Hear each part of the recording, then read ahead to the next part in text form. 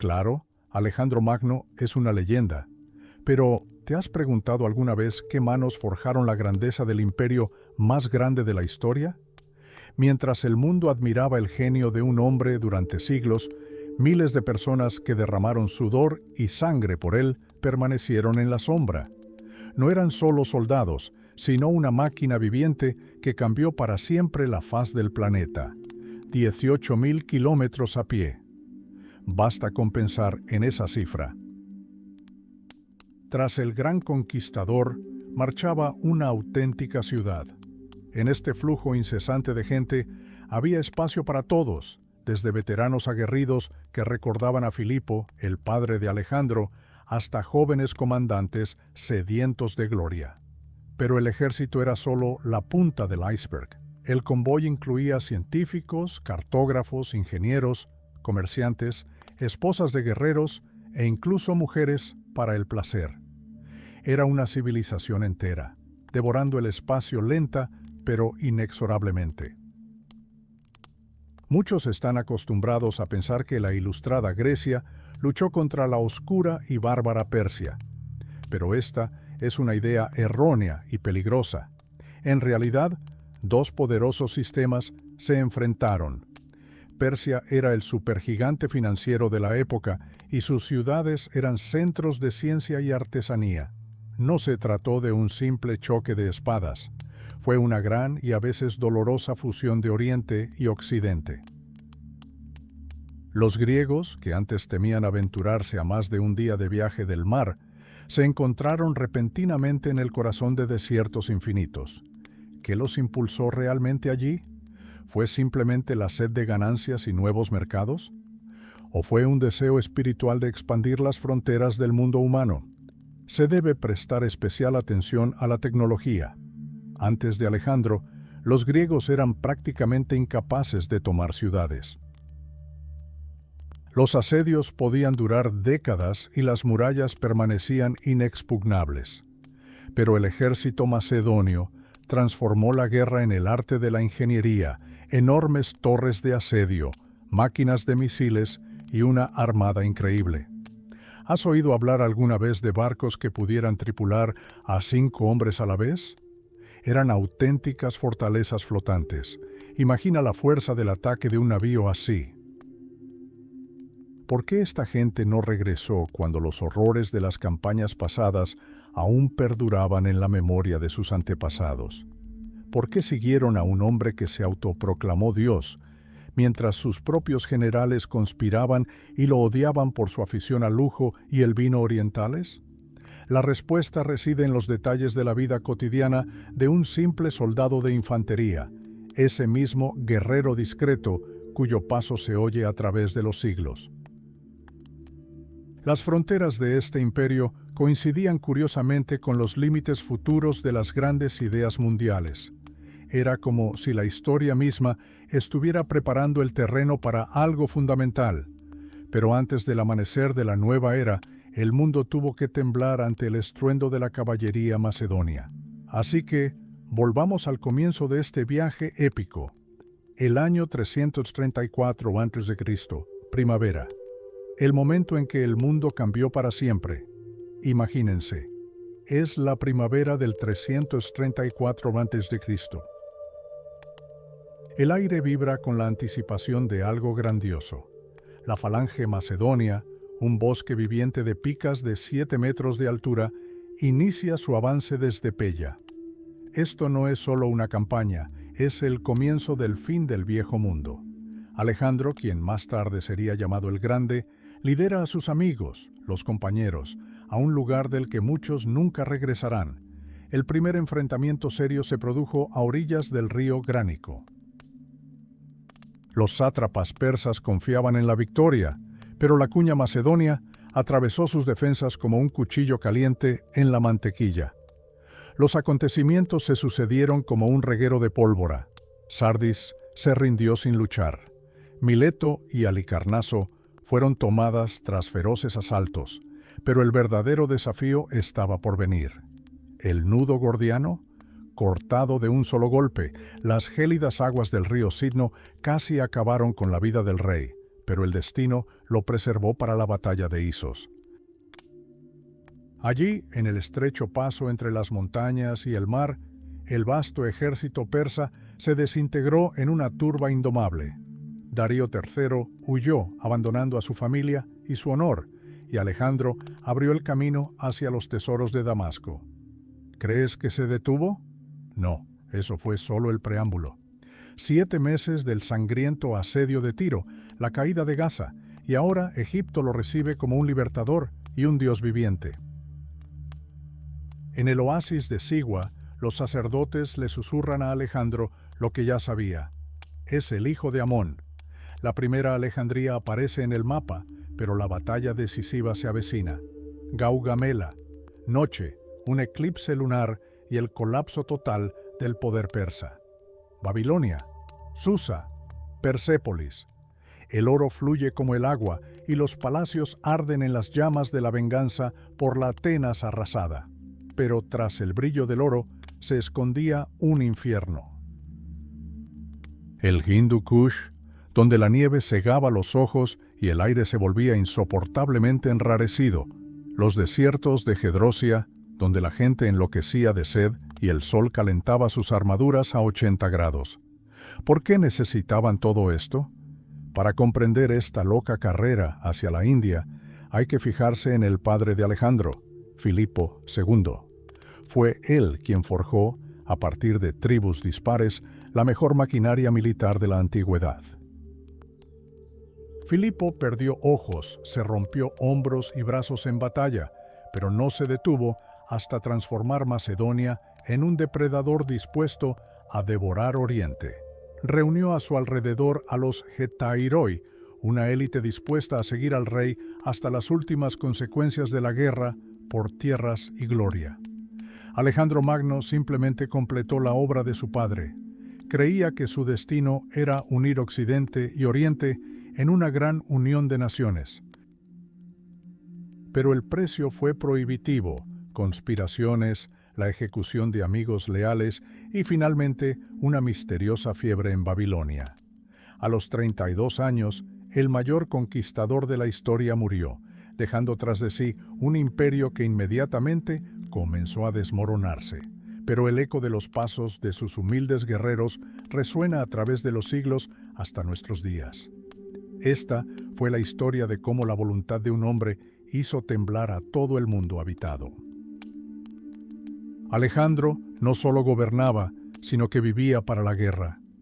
Imaginen a un hombre que cambió un trono dorado por unas botas de cuero polvorientas y una capa púrpura que apestaba a sudor y humo de pólvora de la antigüedad. Planeaba cada ataque él mismo, lideraba a sus hombres en la batalla y compartía con ellos los frutos de la victoria. Pero, ¿era él el genio divino descrito en la leyenda? ¿O simplemente heredó la máquina de matar perfecta creada por su padre, Filipo? Analicemos esta historia desde la perspectiva de aquellos a quienes vino a liberar.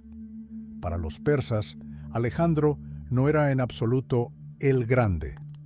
Lo llamaban Iskander el Maldito. En sus crónicas no es un héroe, sino un engendro del espíritu maligno Ahriman, venido a quemar libros sagrados, destruir antiguas capitales y ahogar a los sabios en sangre. Mientras Occidente admira sus tácticas, un pueblo entero lo recordó durante siglos como un cruel invasor cuyo camino inevitablemente terminaba en el infierno. ¿Quién es realmente un ángel de la civilización o una bestia con forma humana? La decisión es tuya, pero ¿quién forjó realmente estas increíbles victorias? En la primavera del 334 a.C., un ejército sin igual desembarcó en las costas de Asia Menor, 50.000 hombres. No eran filósofos decadentes de Atenas. Eran montañeros rudos, antiguos pastores, a quienes Filipo II literalmente bajó de las montañas, vistió con armadura y enseñó a dominar a la raza humana. Alejandro clavó su lanza en suelo asiático y reclamó todo el continente como suyo, pero tras él había un pueblo dispuesto a seguirlo hasta los confines de la tierra, entre ellos se encontraban los agrianos, una especie de unidad de fuerzas especiales de la antigüedad. Si Alejandro necesitaba recorrer 60 kilómetros en una noche a través de arenas abrasadoras o escalar un acantilado escarpado de 200 metros de altura, eran ellos a quienes recurría. Armados únicamente con jabalinas, estos atletas eran tan rápidos que podían romper los cercos de la caballería nómada. Junto a ellos caminaban los jinetes de élite, los compañeros. Eran caballería pesada, aristócratas que habían estado ensillados desde la infancia. No tenían sillas de montar ni estribos, pero su impacto era como un ariete aplastante. Curiosamente, los caballos macedonios eran más bajos que los persas, pero poseían una fuerza increíble. El famoso bucéfalo era legendario, pero Alejandro soñaba con cosas más grandes. Quería apoderarse de los establos personales del gran rey persa para adquirir sus mejores corceles. Esta era una guerra no solo por tierras, sino también por tecnología, recursos e incluso los mejores genes. La Macedonia de aquella época era más que un simple país, era una maquinaria militar bien engrasada. Mientras los guerreros luchaban, los tesoreros controlaban las ganancias de las minas y los ingenieros construían carreteras y arsenales. Era un estado-ejército donde todos sabían cuál era su lugar, desde el noble criador de caballos hasta el leñador siervo. Fue este poder, y no solo la voluntad de un hombre, lo que sacudió a todo el mundo habitado. Aún oímos el eco de sus pasos, pero la pregunta principal sigue vigente. ¿Quiénes fueron realmente? ¿Grandes constructores de imperios o soldados mediocres que solo dejaron cenizas a su paso? Imagina, el horizonte está cubierto de polvo y de él emerge una muralla de oro, hierro y púrpura. No se trata solo de una multitud de guerreros, sino de un mecanismo perfecto, donde cada pieza cumple su función. A la vanguardia están los hetairoi reales. Imagínate, sus caballos están cubiertos de pieles de pantera y los propios jinetes visten armaduras de hierro y oro con cabezas de león sobre los hombros. Eran una fuerza de élite que no se escondía tras los soldados. En formación triangular, los comandantes siempre marchaban primero, destrozando literalmente las filas enemigas. Pero la verdadera pesadilla del enemigo era la caballería ligera, los sarisóforos. Estos hombres controlaban sus caballos solo con los pies, apretándoles los costados con las rodillas, pues ambas manos estaban ocupadas con una pica gigantesca. Mientras los persas lanzaban jabalinas cortas desde lejos, los macedonios simplemente los atravesaban antes de que pudieran siquiera desenvainar sus sables. Ahora dirijamos nuestra mirada al centro. Aquí se mueve lo que se llamaba el rodillo de molienda, la falange macedonia. Mientras que el hoplita griego vestía de pesado bronce y apenas se movía, el soldado de infantería macedonio era mucho más ágil. Su principal defensa no era su escudo, sino su espíritu y su increíble disciplina. Llevaba una sarisa de 6 metros de largo, hecha de dura madera de cornalina. Cuando la falange cerraba filas, se transformaba en un gigantesco erizo de acero. Las primeras filas sostenían sus picas horizontalmente, mientras que las últimas las sostenían en ángulo, creando un escudo humano sobre sus cabezas que desviaba las flechas enemigas. Atravesar este bosque de puntas de flecha era imposible. Pero el poder del imperio no se forjó solo con lanzas. Detrás de los guerreros trabajaban las mentes más brillantes de la época. El cuerpo de ingenieros, liderado por Diad, construyó torres móviles y arietes que redujeron a escombros las ciudadelas inexpugnables. Tras el ejército, miles de carros se arrastraban. Herreros, zapateros, armeros.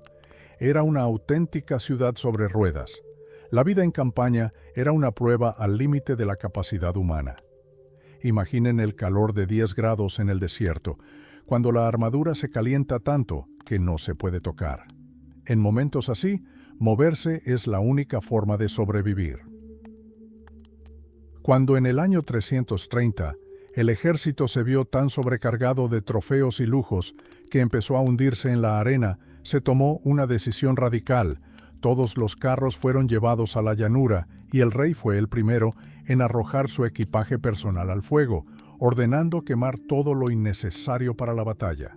Esta hoguera de oro y seda demostró claramente que, para estas personas, nada era más importante que su propósito.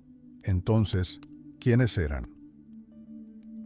¿Grandes constructores que crearon una civilización o una máquina despiadada que solo dejó tierra arrasada a su paso? La respuesta está en el polvo de los caminos que recorrieron al otro lado del mundo y en el eco de sus pasos, que sigue resonando incluso después de miles de años. Imagine el amanecer en la vasta estepa asiática, cientos de carretas cargadas de oro, telas preciosas y trofeos están alineadas.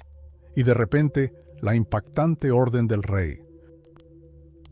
Su equipaje personal es arrojado a las llamas, seguido de las pertenencias de todo el ejército. Esta hoguera, en lugar de un lujo, se convirtió en un símbolo. Para estos hombres, nada era más importante que su objetivo. Pero, ¿quién respaldaba realmente al gran conquistador? Alejandro no solo lideró regimientos, sino un gigantesco organismo vivo, una auténtica ciudad sobre ruedas, donde había un civil por cada soldado. Mientras la falange afilaba sus espadas, una sofisticada maquinaria de abastecimiento operaba tras ella. Un servicio especial compraba provisiones en tierras aliadas y las requisaba sin piedad de los territorios capturados. Pero, ¿cómo navegar en un mundo sin mapas? Para ello, existía un cuerpo de bematistas, podómetros profesionales.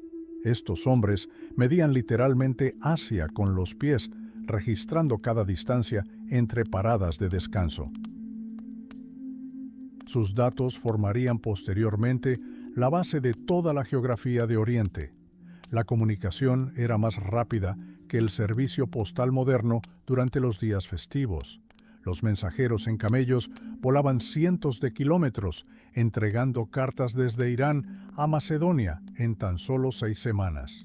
Pero había un lado oscuro. El zar abría personalmente el correo de sus oficiales para identificar a los conspiradores. Una sola carta de ese tipo en un camello podía acarrear la pena de muerte para toda una familia. Aquí, la fe en el acero coexistía con una profunda superstición. Los adivinos observaban cada vuelo de un ave y la forma del hígado de los animales sacrificados. Cuando la estatua de Orfeo en la antigua capital de Macedonia se cubrió repentinamente de sudor, el ejército se aterrorizó. Pero el adivino de la corte, Aristandro, encontró una solución brillante. Los poetas del futuro sudarán, intentando cantar las alabanzas de tus hazañas. Y el ejército, inspirado por esta adulación, siguió adelante. Junto a los soldados había científicos, biólogos, geólogos y médicos. Recolectaron muestras de plantas y minerales desconocidos para enviárselas al propio Aristóteles en Grecia. Los médicos griegos aprendieron de los maestros embalsamadores egipcios, diseccionando cuerpos y descubriendo secretos de anatomía inaccesibles en Europa. Pero el ejército también necesitaba entretenimiento. Compañías de actores, atletas, músicos e incluso bufones profesionales seguían el convoy.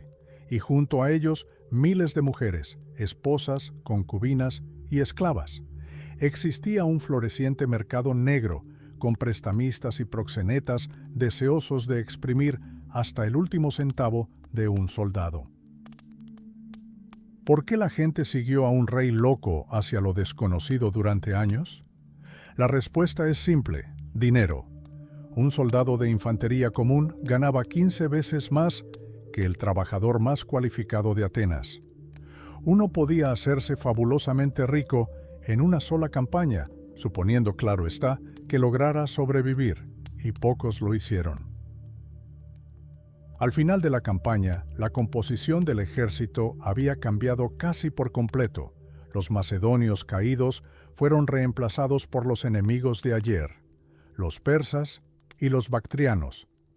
Alejandro creó una nueva realidad, donde el oro y la sangre se mezclaron entre los pueblos, cambiando para siempre la faz del mundo.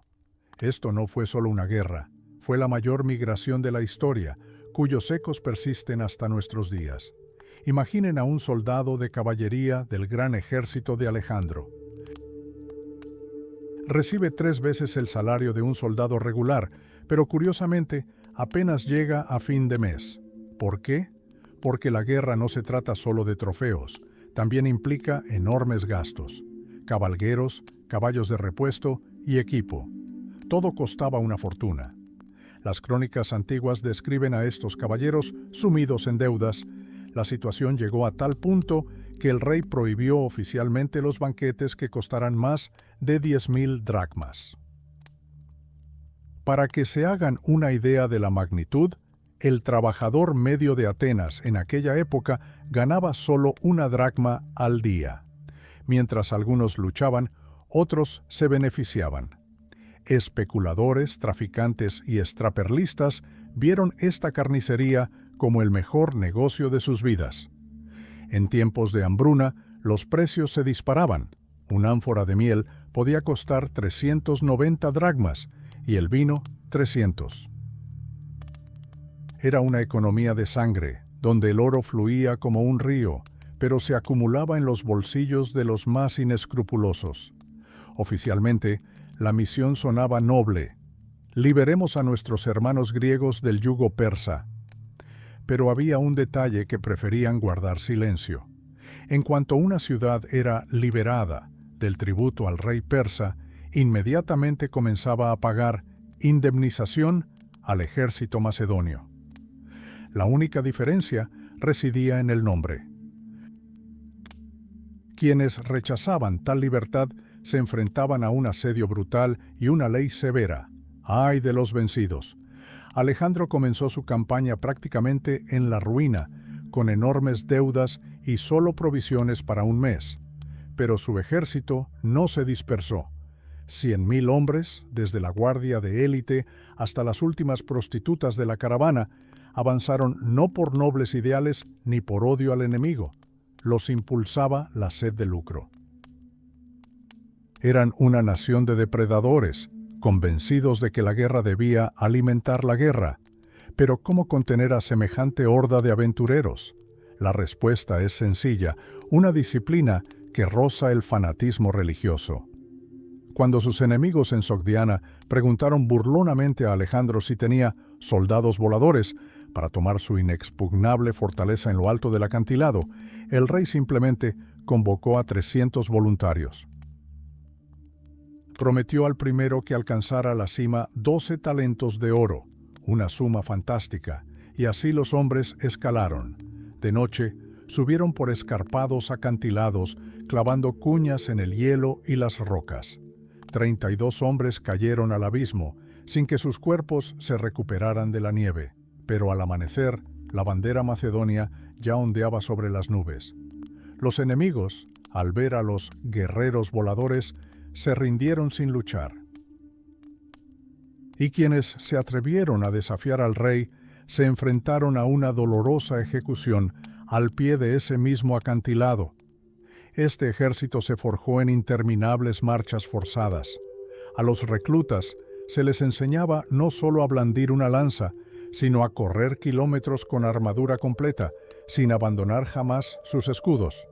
Dormían en el suelo y podían perseguir al enemigo con la misma velocidad que la caballería.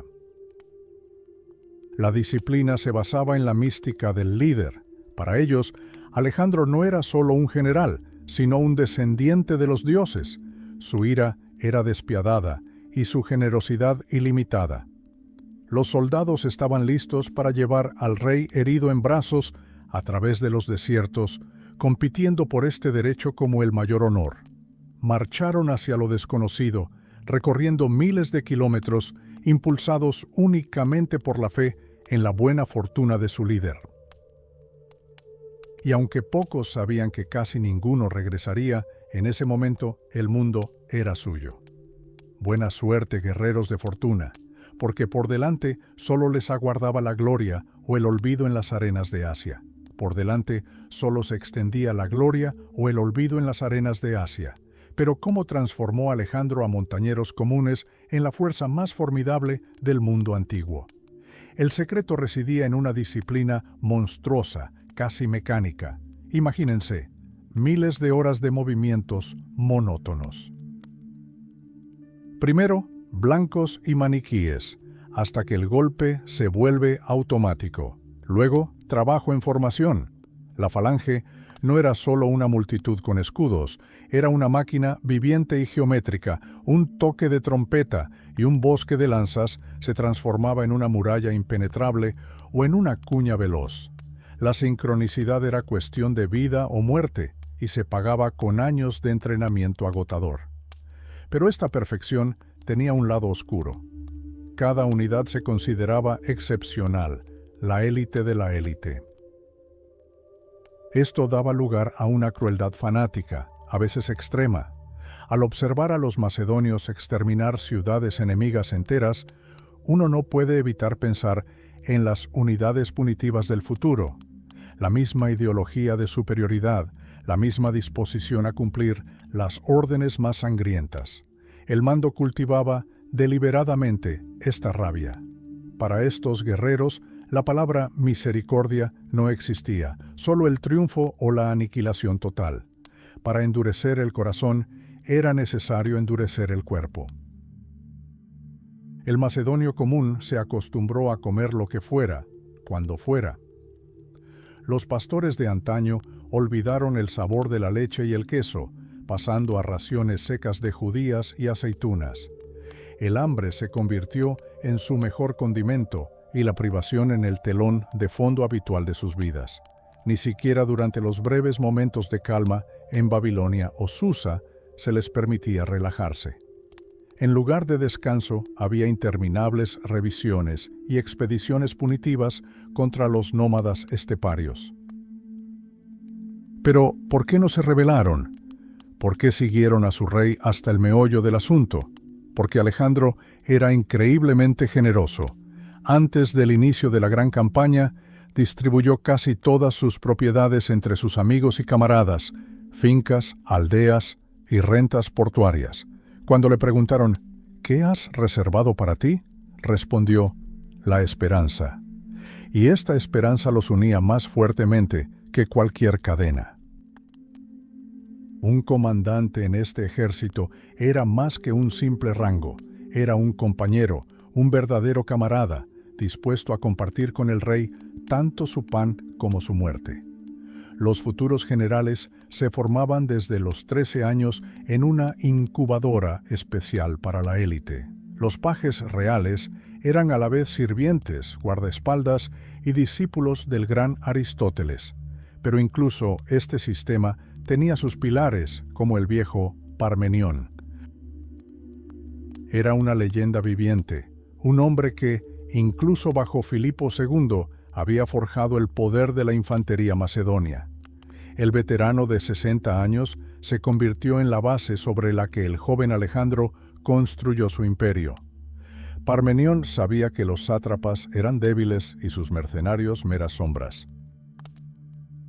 Pero incluso él, con toda su colosal experiencia, a veces se estremecía ante la audacia de los planes de su joven líder, consciente de que o se convertirían en los amos del mundo o sus huesos quedarían para siempre en el polvo de los caminos extranjeros. Alejandro no solo marchaba hacia el este, corría hacia la grandeza absoluta o hacia el olvido. Mientras el viejo Parmenión, con meticulosa precisión militar, transportaba a 43.000 soldados a través de los Dardanelos, el joven rey ya soñaba con el destino de Aquiles, una vida corta pero deslumbrante. Sin embargo, la realidad de la guerra resultó ser mucho más sucia que los mitos heroicos. Parmenión era el pilar fundamental de este ejército, pero para Alejandro pronto se volvió demasiado correcto y cauteloso. Tras la batalla de Gránico, El veterano fue relegado cada vez más a roles secundarios, pasando de comandante a administrador. Mientras el rey asaltaba ciudades, Parmenión custodiaba la retaguardia y el oro persa.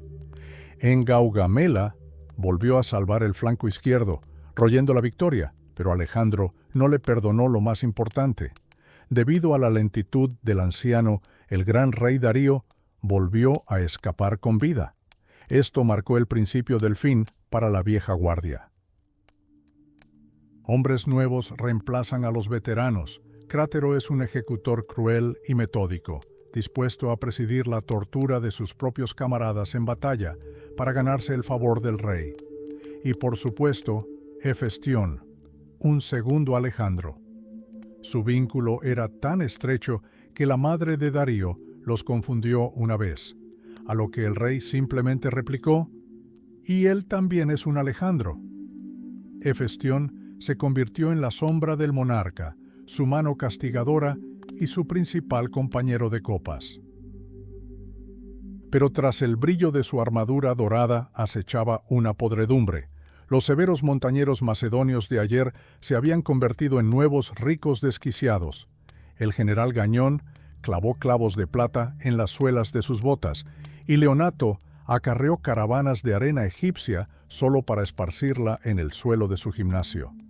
Soldados comunes, como el veterano guerrero Bolón, presenciaron esto con horror.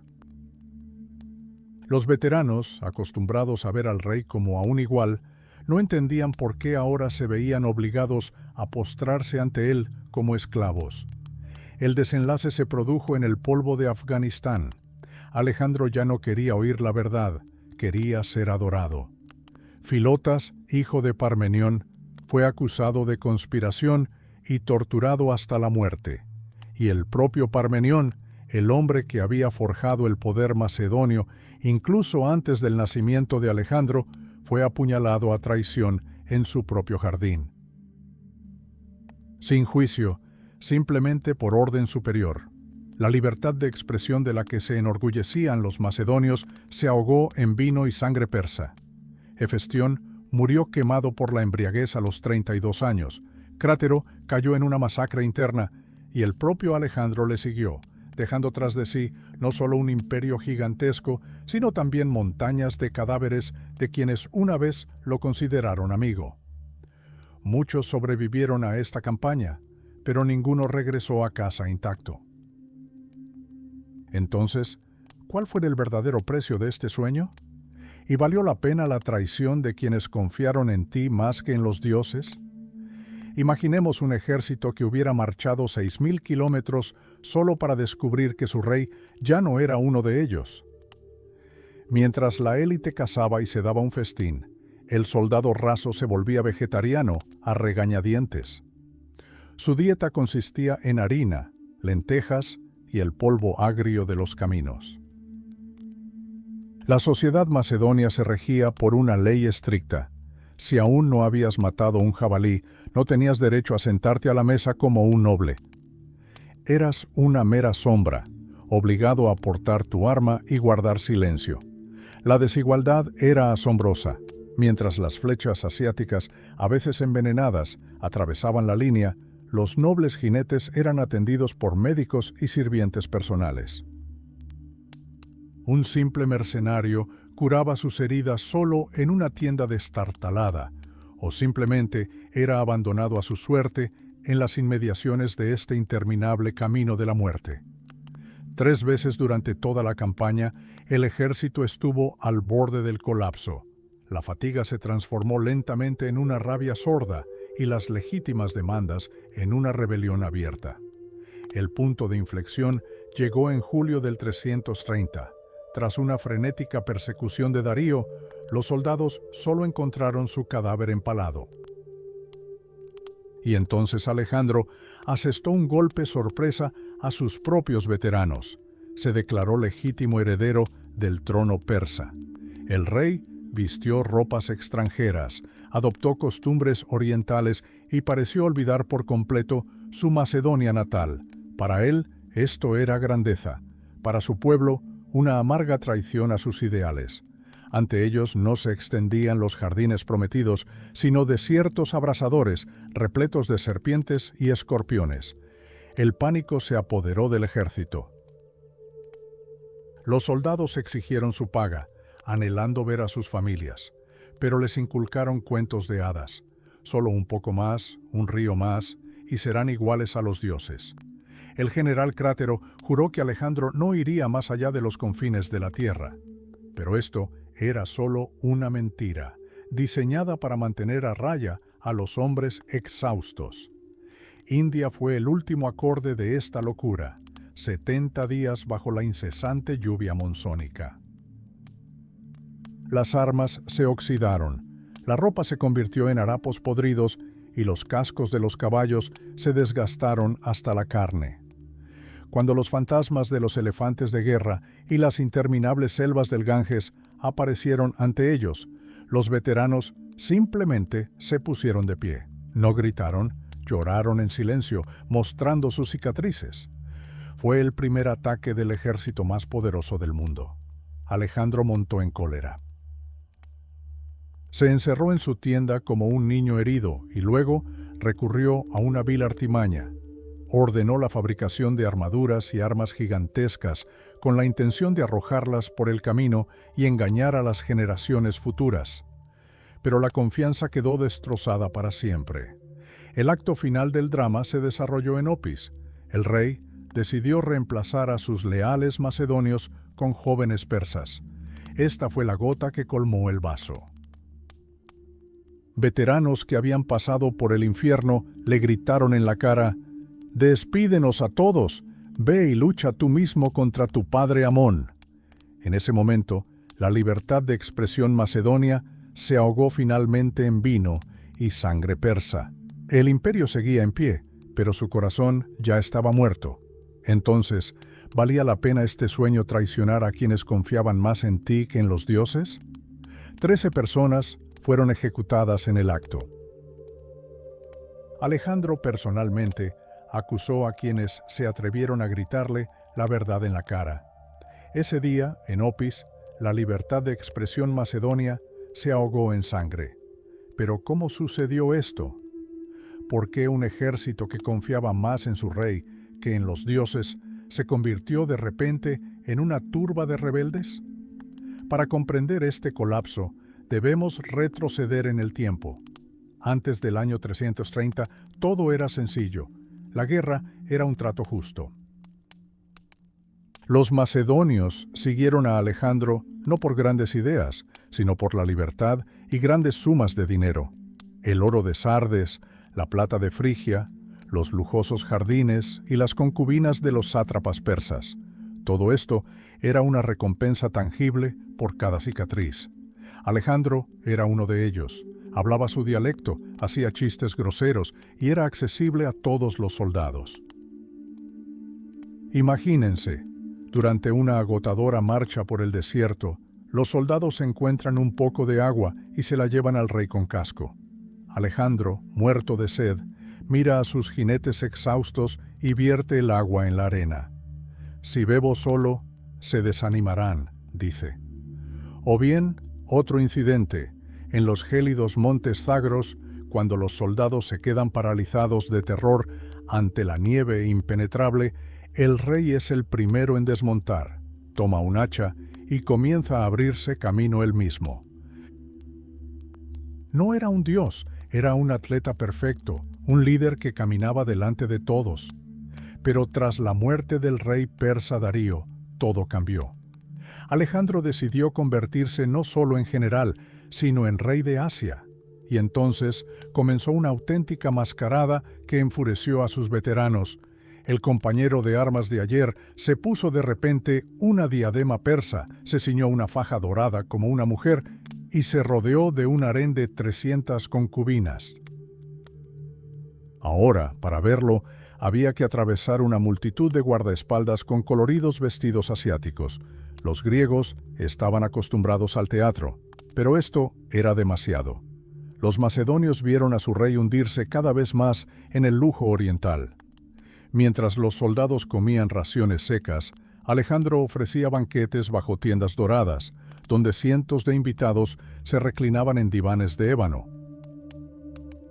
Quería unir a los pueblos, obligar a los enemigos de ayer a besarse en señal de reconciliación. En el gran banquete en Opis, 9.000 personas se sentaron hombro con hombro, macedonios, persas, dignatarios.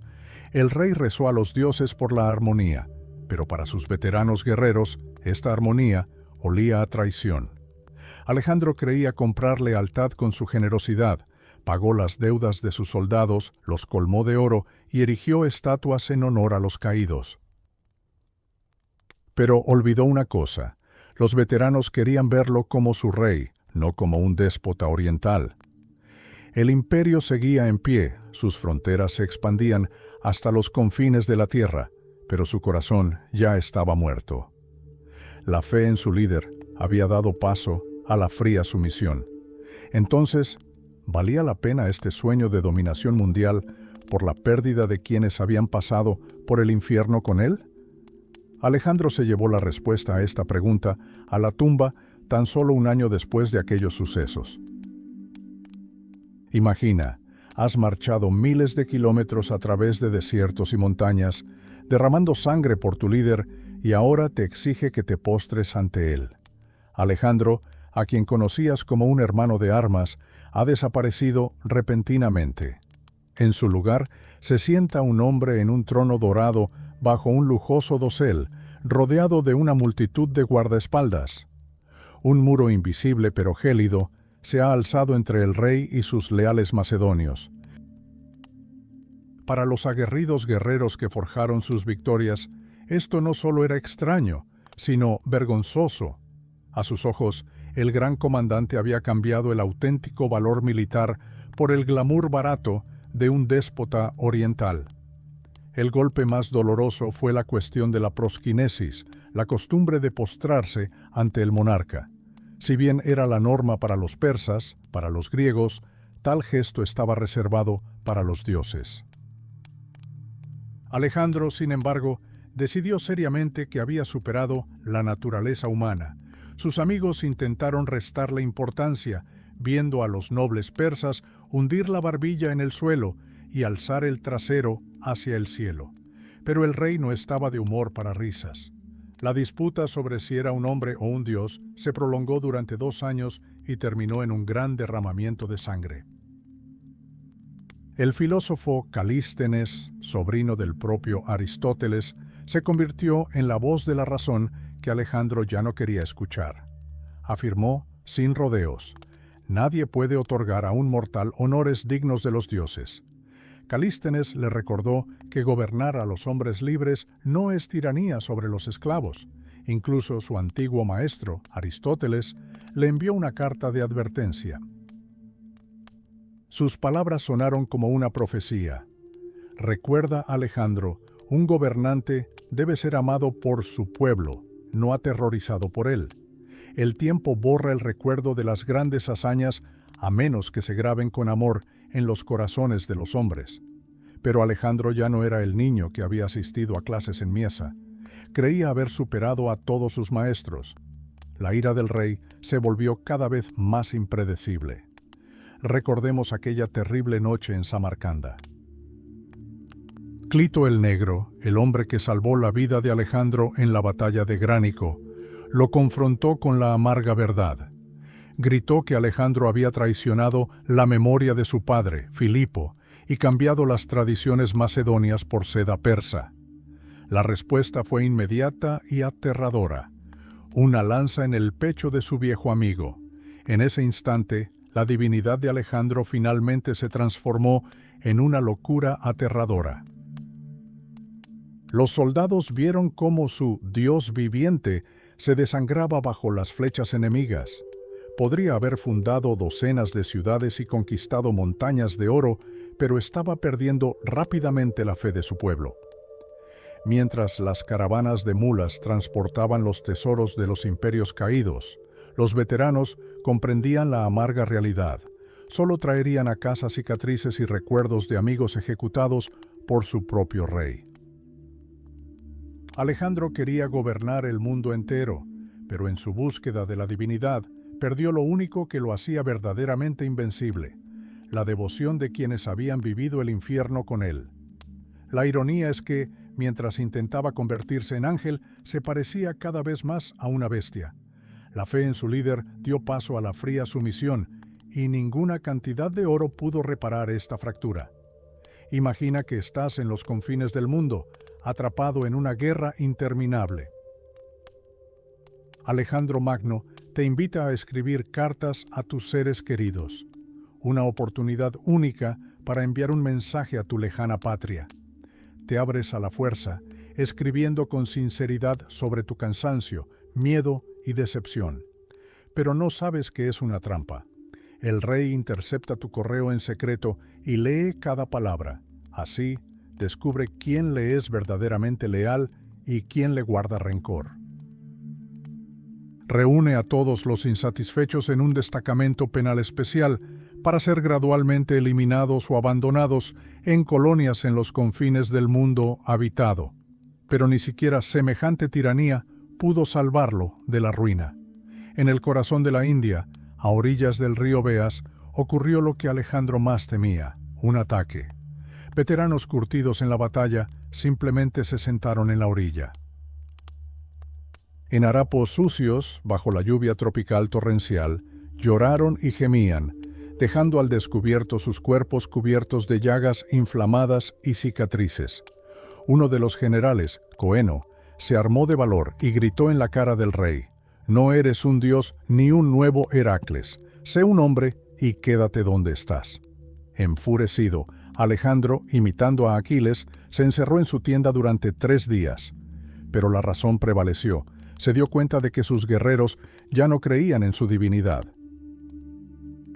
Erigieron 12 altares a sus dioses, no a su rey, y fundaron la ciudad de Nicea en honor a su victoria sobre las ambiciones del líder.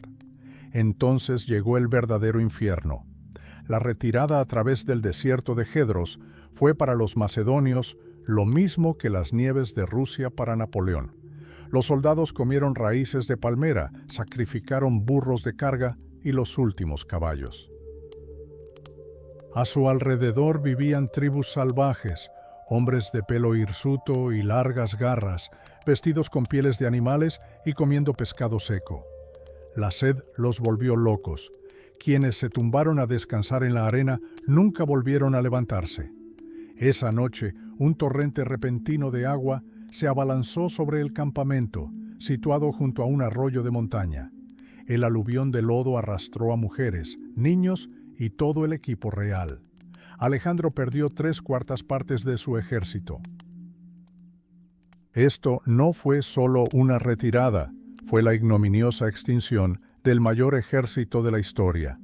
Sorprendentemente, en cuanto Alejandro murió, su imagen se convirtió instantáneamente en leyenda. Los soldados que lo habían maldecido en el desierto regresaron a casa con oro y comenzaron a ensalzar sus hazañas, tal como los viejos soldados alabarían más tarde a Napoleón. Así nació el romance de Alejandro. En estos relatos ya no es un tirano, sino un noble caballero que desciende a los infiernos, busca el agua de la vida y conoce a la reina de las Amazonas. La realidad, sin embargo, era mucho más sombría. El rey vivía en un mundo de fantasías sobrenaturales, mientras que su pueblo vivía en la más dura realidad del hambre y la muerte. Todo comenzó con grandes desfiles en Macedonia, donde miles de guerreros con armaduras relucientes marchaban al son de flautas, recorriendo 20 kilómetros diarios por las excelentes carreteras persas. Pero todo terminó en Babilonia. Cuando Alejandro cayó en coma, sus amigos más fieles abandonaron su cuerpo durante 7 días sin enterrarlo. Mientras el gran conquistador yacía en su lecho de muerte, quienes habían vivido el infierno con él ya se repartían su herencia y se preparaban para desgarrarse el cuello. Imagínense, mientras los generales de Babilonia se pelean por el poder, el cuerpo de su rey yace abandonado y olvidado. Pero ¿cómo llegó esta gente al fin del mundo? No fue una marcha triunfal al son de flautas. Fue una marcha interminable por el infierno, donde cada kilómetro se pagó con sangre y un agotamiento inhumano. El viaje de Alejandro comenzó con una disyuntiva entre lo malo y lo muy malo. El famoso Camino Real era conveniente, con estaciones y pozos, pero estaba completamente controlado por los persas. Se vio obligado a tomar un desvío, ascendiendo por los pasos de Pisidia cubiertos de nieve a una altitud de 2000 metros. Imagínense, finales de invierno, un viento gélido y soldados empujando pesadas carretas por caminos de cabras con sus últimas fuerzas. Esto no era materia de hermosas leyendas. Y entonces las cosas se pusieron aún más aterradoras. Tras la ciudad de Gordium, el ejército llegó al lago salado de Tus. Es una llanura de un blanco cegador que parece hermosa hasta que la pisas por primera vez. La sal y el bicarbonato de sodio literalmente devoraban la piel de los hombres y los cascos de los caballos. Un dolor terrible les destrozaba las piernas heridas y ante ellos solo se extendía la estepa abrasada. Pero Alejandro estaba obsesionado con la velocidad. A la hora de conquistar Egipto, su caballería voló 200 kilómetros en 6 días, pero la verdadera prueba fue el desierto camino del oráculo de Amón. 4 días y 4 noches entre arenas movedizas. El agua de sus odres se agotó, el sol les abrasó la boca, y los hombres atraparon la escasa lluvia con la boca, estirando la lona de sus tiendas. Dicen que cuervos y serpientes les mostraron el camino, y por la noche los pájaros graznaban para evitar que los extraviados perecieran en la oscuridad. Cuando comenzó la persecución de Darío, el ritmo se volvió simplemente demencial. 70 kilómetros en 18 horas sin parar. Los soldados de infantería montaron a caballo, abandonando todo lo innecesario con tal de llegar a tiempo, pero incluso esto palidecía en comparación con el Hindu Kush. La nieve allí era tan profunda que no quedaba ni rastro de un pájaro. Los soldados, cegados por la blancura, se desplomaron de agotamiento, y la escarcha les paralizó el cuerpo de modo que no pudieron levantarse. Sus camaradas literalmente los obligaron a moverse para que la vida no abandonara sus extremidades entumecidas. Alejandro caminaba al frente, intentando demostrar que su ejército estaba hecho de granito y hierro. Pero, ¿en qué consistía realmente la vida cotidiana de estos hombres de hierro? Imaginen una columna que se extendía por 70 kilómetros. No era solo un ejército, era una ciudad nómada. Mujeres, niños, comerciantes y miles de animales de carga.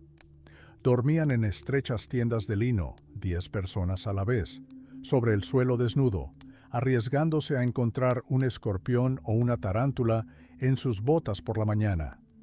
Comían tortas de cebada, pescado seco y carne curada. A lo largo de una marcha de 10 años, estos hombres recorrieron 18.000 kilómetros. Los griegos decían que era más de lo que la naturaleza humana podía soportar. Los que sobrevivieron se convirtieron en veteranos a los 30, pero parecían ancianos. Rindieron homenaje a su dios difunto, pero en realidad celebraron su propia fortaleza, pues habían resistido lo que ni siquiera el metal pudo. La arrogancia de un hombre los había llevado más allá de sus límites, y el precio de esa arrogancia fue terrible. Pero tras esta aparente decrepitud se escondía una experiencia acerada. Imaginen la sorpresa de estos hombres cuando, en lugar de su habitual y escasa dieta, descubrieron alimentos exóticos, gansos egipcios, faisanes del Caspio e incluso damanes sirios. ¿Suena tentador? Pero a la sombra de este festín acechaban roedores portadores de la peste. Y en los días más oscuros, cuando escaseaban las provisiones, los guerreros se veían obligados a recurrir al extremo más horrendo: matar y devorar a sus propios caballos, sus fieles camaradas. La vida en el campamento tampoco era un refugio. Alejandro reprendía duramente a sus hombres y los veía perezosos tras las victorias, ¿Cómo pueden limpiar una lanza si han olvidado cuidar su propio cuerpo?, les espetaba. Y así, los soldados volvieron a su rutina: remendarse las botas, ungir sus heridas con aceite y escribir cartas a casa. Lo que no sabían era que cada palabra suya estaba sujeta a la censura militar. A quienes se quejaban demasiado se les tomaba nota. Durante 2 milenios, nada había cambiado en el ejército, salvo las armas. La magnitud de la campaña es asombrosa. Solo el tren de suministros, que transportaba medicamentos y equipo, tuvo que ser arrastrado casi 3.000 kilómetros. Eso significa 200 días de marcha bajo un sol abrasador. ¿Cómo se podía controlar a semejante masa de gente sin radios ni satélites? Alejandro empleó una estratagema persa. Durante el día se izaba un poste con una señal de fumar sobre el cuartel general y por la noche se encendía una hoguera. Pero lo más difícil empezaba al amanecer. Cada día sagrado comenzaba con sacrificios. Los adivinos hurgaban en las entrañas de los animales intentando adivinar la voluntad de los dioses. Incluso el guerrero más valiente sentía un escalofrío de terror antes de la batalla. Como lo expresó un poeta de la época, un guerrero es siervo de la muerte, se deja matar para vivir. Mucha gente cree que esta campaña consistió en interminables batallas épicas. De hecho, solo hubo 4 grandes batallas en 12 años. El resto consistió en asedios extenuantes, emboscadas y, francamente, una masacre brutal. Paradójicamente, la garganta mató a más soldados que la espada del enemigo. Las epidemias y la embriaguez diezmaron las filas con mayor eficacia que las flechas persas. Recordemos la batalla del Gránico. Los griegos estaban aterrorizados por la profundidad del río y sus escarpadas orillas. Un miedo irracional a los asiáticos traicioneros flotaba en el aire. Pero en cuanto Alejandro dio la señal, la caballería macedonia se lanzó al agua bajo una lluvia de piedras. Cuando se asentó el polvo, comenzó la carnicería más brutal de toda la guerra. Los vencedores ni siquiera perdonaron a sus compatriotas griegos, que luchaban en el bando persa. Los mataron en masa, rematando a los heridos y persiguiendo a los fugitivos. Y tras la batalla de Isos, los soldados vieron el verdadero lujo por primera vez. Imaginen la tienda del rey Darío: vasijas de oro, baños fragantes, montañas de tesoros. Los soldados literalmente pisotearon el oro hasta convertirlo en barro porque no podían cargar con todo. Alejandro entró entonces en el baño real y comentó con ironía: «Así que esto es lo que significa reinar». Pero la alegría duró poco. Esa misma noche llegó la noticia: Darío había escapado, lo que significaba que tendrían que empezar de cero. Por delante les esperaba Gaugamela, elefantes de guerra y miles de kilómetros de incertidumbre. Cualquier esperanza de un rápido regreso a casa se había esfumado. La batalla de Gaugamela había terminado, pero el triunfo olía no solo a incienso, sino también a podredumbre. Los informes oficiales hablaban de miles de muertos, pero guardaban silencio sobre lo más importante. Imaginen un campo sembrado de cadáveres, carros destrozados y elefantes literalmente aplastados. 9 de cada 10 heridos estaban condenados a una muerte dolorosa en cuestión de horas.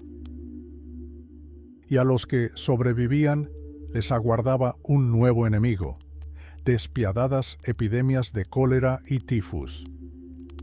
El camino a Babilonia estaba abierto, pero ¿a qué precio? Alejandro comprendió que la avaricia arruinaría al ejército.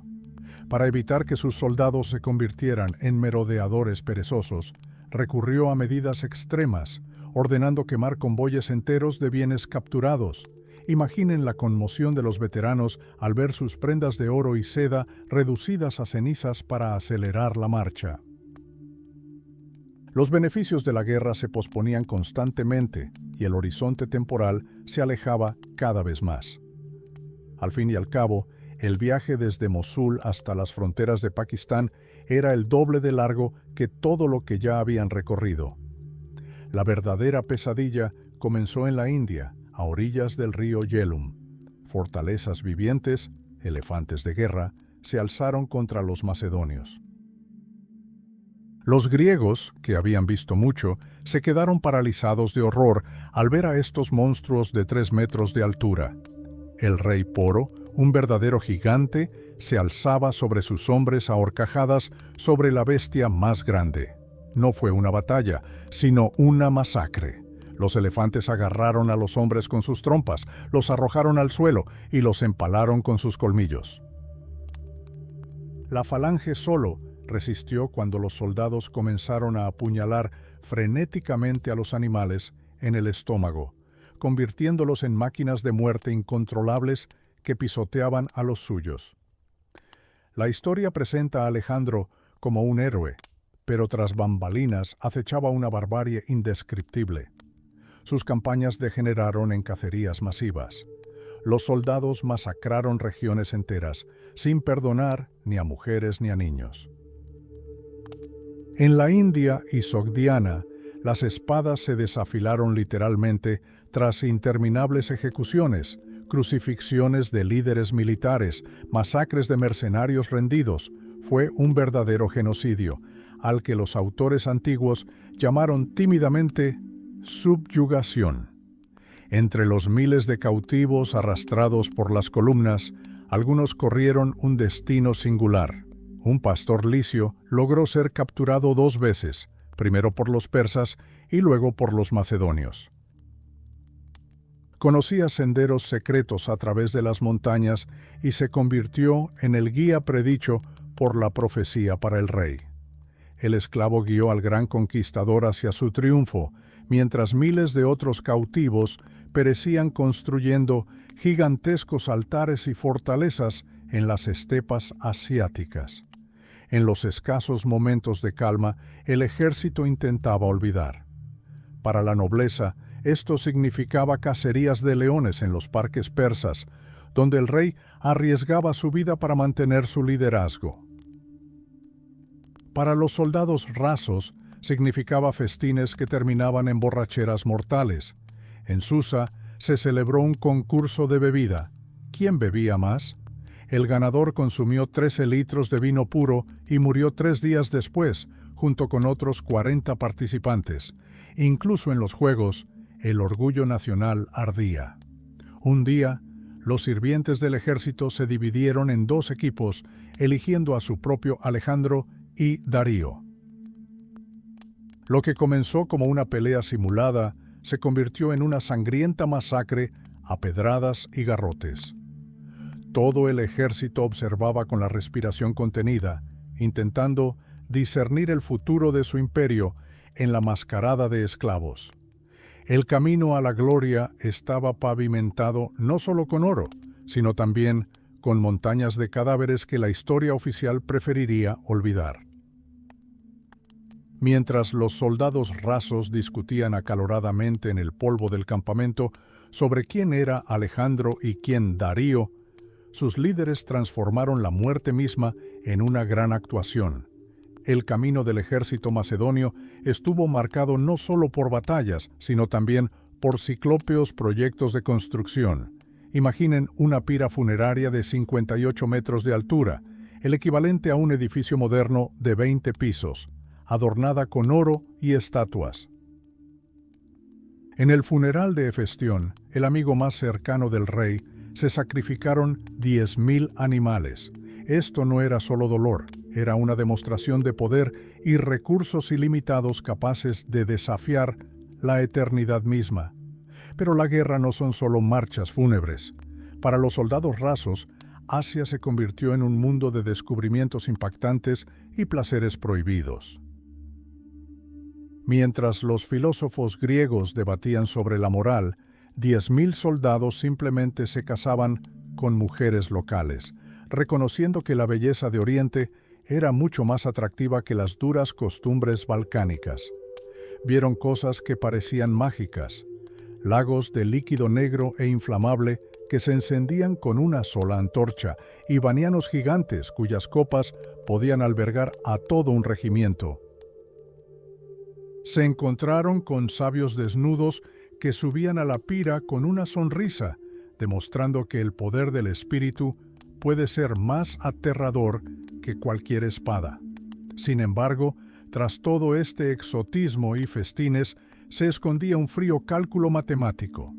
Alejandro no solo lideraba una multitud de hombres valientes, sino una auténtica corporación destructora de ciudades. Si la muralla era demasiado alta, los macedonios construían torres de asedio de 50 metros de altura, auténticas fortalezas móviles de 8 pisos, revestidas de hierro y cuero. Dentro de estos monstruos, miles de personas trabajaban en ruedas de ardilla, empujando al coloso hacia el enemigo.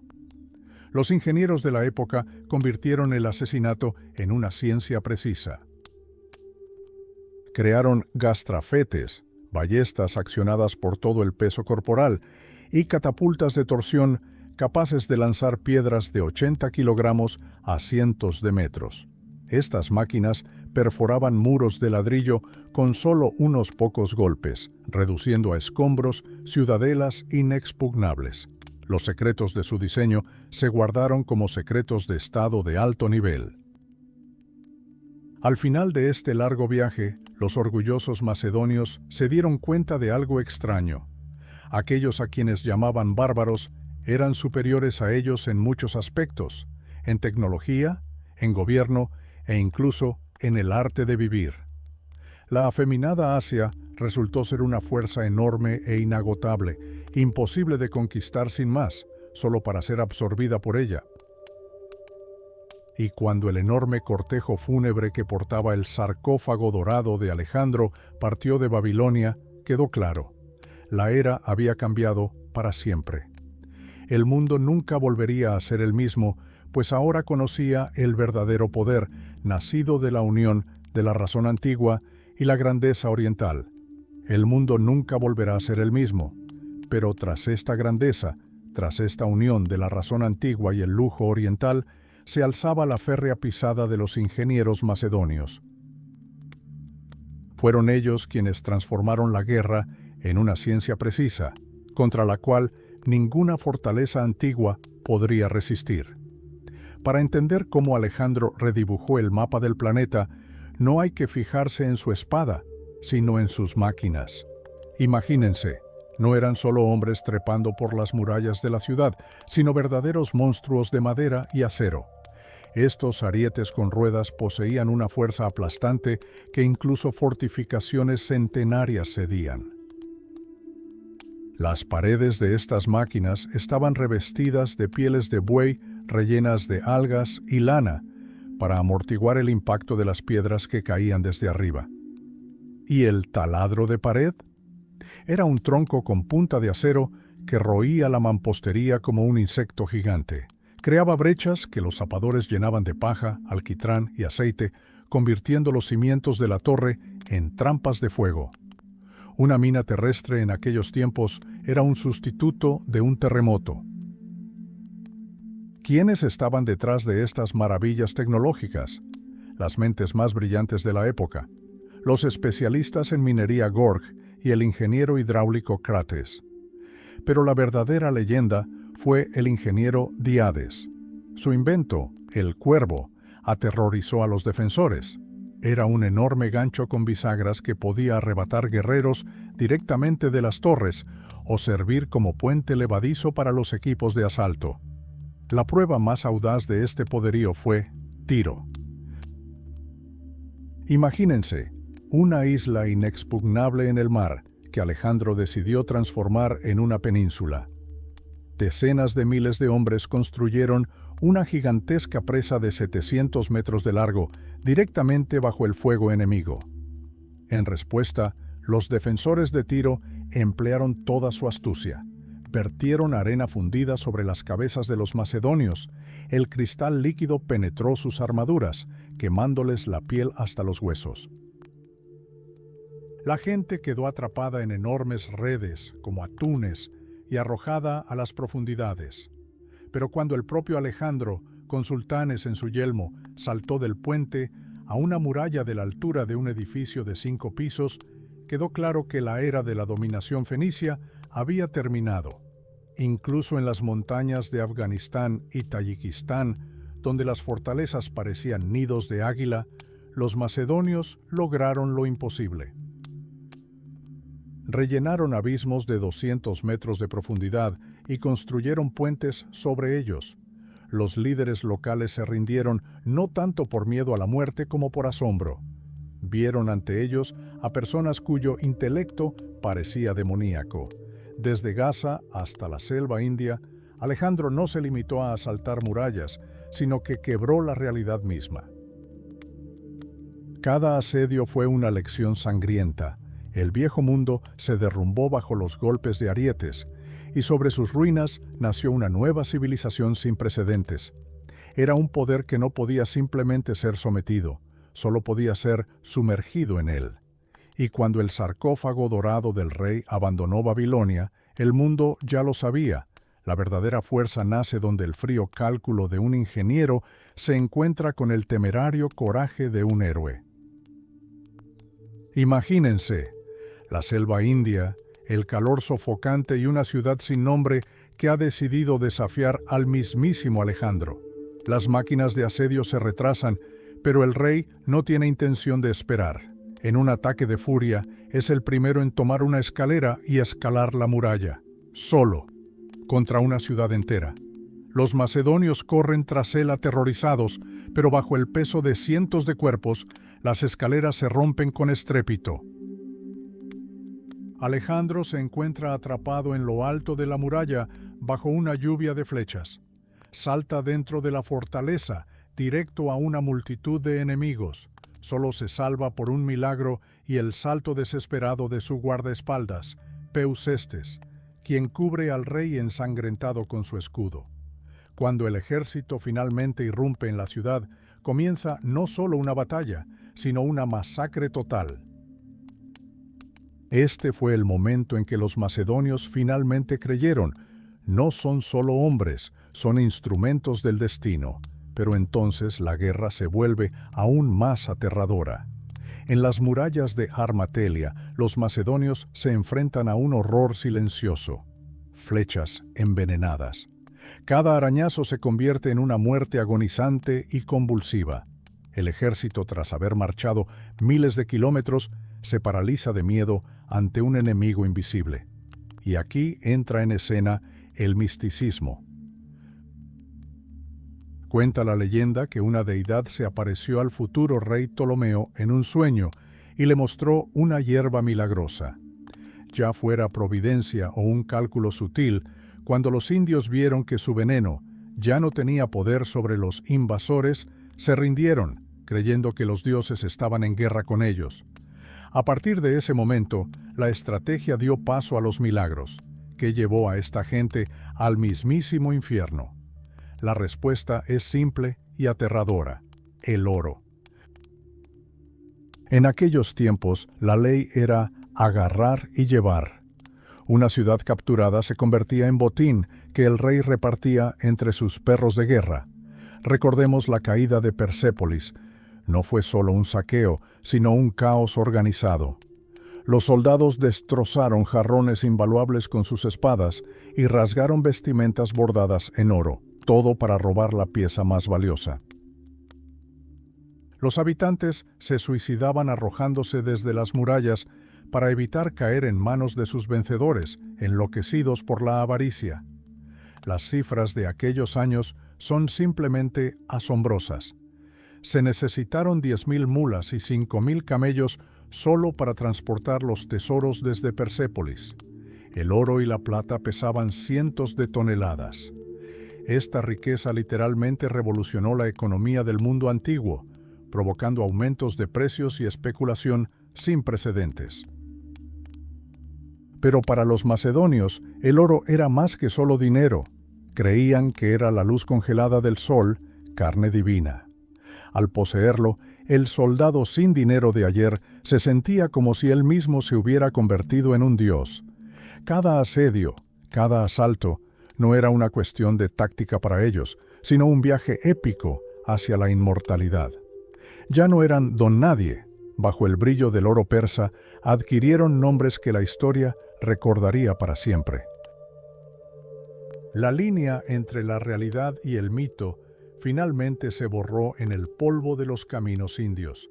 Imagínense, el campesino macedonio empobrecido de ayer está hoy tan cubierto de oro que apenas puede caminar. Para estas personas, el metal precioso dejó de ser mero dinero para convertirse en un pasaporte al mundo de los dioses. Un torrente de oro 20 veces mayor que cualquier otra cosa que el mundo hubiera visto antes se derramó en el Mediterráneo. Pero tras este deslumbrante brillo acechaba una catástrofe social. Se desató una inflación desmesurada.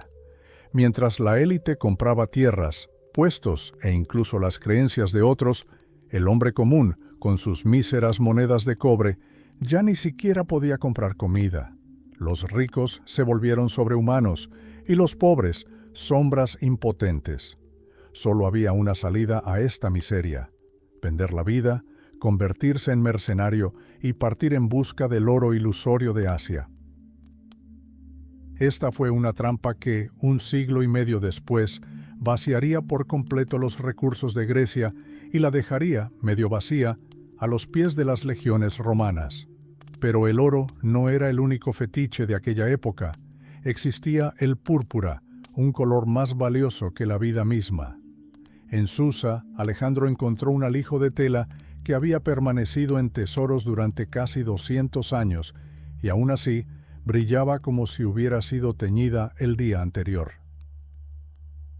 El púrpura se consideraba la sangre coagulada de los dioses, símbolo de poder absoluto y eternidad. Quien lo vistiese declaraba al mundo: «Ya no pertenezco a los mortales». Alejandro estaba obsesionado no solo con el poder, sino también con la fragancia. Sus contemporáneos afirmaban que su propia piel exudaba fragancia, y su mentor lo había regañado en una ocasión por ser extravagante en sus sacrificios.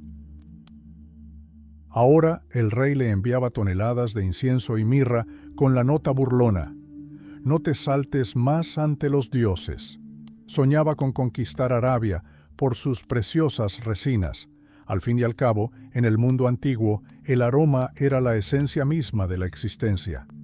Los dioses olían de maravilla, y la muerte era un hedor.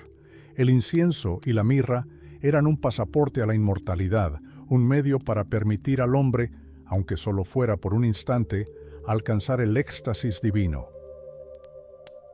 Sin embargo, esta medalla de oro tenía un lado oscuro.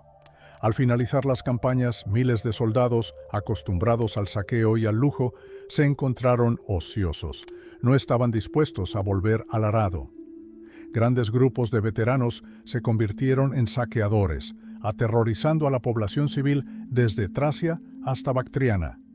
La imagen del soldado fanfarrón, capaz solo de destrucción, se convirtió en una verdadera maldición de la época. Alejandro comprendió que para gobernar eternamente, la destrucción por sí sola no bastaba. La creación era necesaria. Sus ingenieros y arquitectos lograron lo imposible. Erigieron ciudades donde antes había desierto, construyeron puertos gigantescos y represaron grandes ríos. En aquellos tiempos, una ciudad era más que un simple conjunto de casas. Era una fortaleza, un santuario y un organismo político. En el polvo de los caminos de la India y en los escarpados acantilados de Sogdiana nacieron nuevas Alejandrías. Los conquistadores transformaron las tierras conquistadas en una red de centros fortificados, cambiando para siempre la faz del planeta. Pero ¿qué les esperaba a estas ciudades cuando el gran rey se desvaneció repentinamente en las sombras de la historia? Solo podemos pasar página de este gran drama. Donde antes había desierto, se construyeron puertos con capacidad para cientos de barcos, y el curso de grandes ríos cambió al capricho de un solo hombre. En aquellos tiempos, una ciudad era más que un simple montón de piedras. Era una fortaleza, un santuario y un organismo político vivo. Nuevas Alejandrías nacieron en el polvo de los caminos indígenas y en los escarpados acantilados de Sogdiana. Los conquistadores transformaron las tierras conquistadas en una red de centros fortificados, cambiando para siempre la faz del planeta. Pero, ¿cuál era el secreto de esta locura urbana? Se trata del choque de dos mundos. En Grecia, la ciudad era la polis, un lugar donde la gente debatía, votaba y se sentía ciudadana. En Oriente, la ciudad permaneció como un lugar de poder durante siglos, cerrada, jerárquica, subordinada a la voluntad del rey. Alejandro decidió combinar estos opuestos. Soñó con una capital que se convirtiera en la cabeza del vasto imperio, mientras que las demás ciudades serían meros miembros. Y el primer intento de este tipo fue Alejandría, en Egipto. ¿Por qué allí? En una costa desierta, entre pantanos y serpientes, donde escaseaba incluso el agua potable. Los críticos estaban perplejos, pero el rey tuvo su propia visión. Cuenta la leyenda que el propio Homero se le apareció en sueños y recitó versos sobre la isla de Faro. Alejandro Magno trazó personalmente los límites de la futura metrópoli. Los ingenieros no tenían tiza a mano, así que usaron harina de cebada. Mientras se dibujaban las líneas blancas sobre el suelo oscuro, nubes de pájaros cayeron repentinamente del cielo, picotearon hasta el último grano. El séquito del rey estaba aterrorizado, una señal ominosa. Pero los adivinos tranquilizaron al rey. Esto significaba que la ciudad se convertiría en la cuna de personas de todo el mundo y alimentaría a todo el planeta. El plan de Alejandría se asemejaba a una clámide, el manto militar macedonio. Era una cuadrícula de calles en damero perfecta, con cada manzana calculada al centímetro. No había lugar para el caos. Aparecieron amplias avenidas que permitían el libre paso de los carros y gigantescas murallas dobles con cientos de torres que ni siquiera las máquinas de asedio más potentes lograron derribar posteriormente. Fue un desafío geográfico audaz. Para conectar la isla de Faros con tierra firme, se construyó una calzada de más de 1 kilómetro de longitud, creando dos enormes puertos. La ciudad se convirtió en un crisol de culturas. Veteranos macedonios, comerciantes griegos, artesanos egipcios y comunidades judías convivían. Fue la primera metrópolis auténtica, una puerta de entrada a todos los bienes e ideas del Mediterráneo.